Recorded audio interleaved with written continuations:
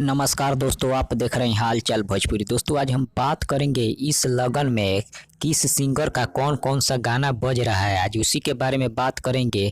उससे पहले आप सभी से रिक्वेस्ट है कि अगर आप मेरे चैनल पर नए आए हैं तो चैनल को कर ले सब्सक्राइब, ताकि ऐसे ही लेटेस्ट वीडियो आप सबके बीच मिलता रहे। चलिए शुरू करते हैं।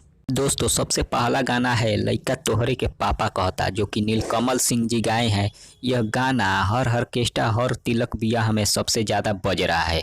और बात करें दूसरे गाने के बारे में तो दोस्तों दूसरा गाना है राकेश मिश्रा जी का, जो कि गाने का बोल है राजा जाई ना बहरिया। ये गाना भी हर लगन में बज रहा है, हर ऑर्केस्ट्रा में बज रहा है। अब बात करें तीसरे गाने के बारे में तो दोस्तों तीसरा गाना है तू हंस के बोले लुए जान। जी हाँ दोस्तों, तू हंस के बोले लुए जान, ये गाना हर ऑर्केस्ट्रा में बज रहा है। और इस गाने को गाए हैं अविनाश बाबू जी, जो कि बहुत ही ज़बरदस्त तरीके से इस गाना को हर ऑर्केस्ट्रा में बजाया जा रहा है। अब बात करें चौथे गाने के बारे में तो दोस्तों चौथा गाना है खेसारी लाल यादव का।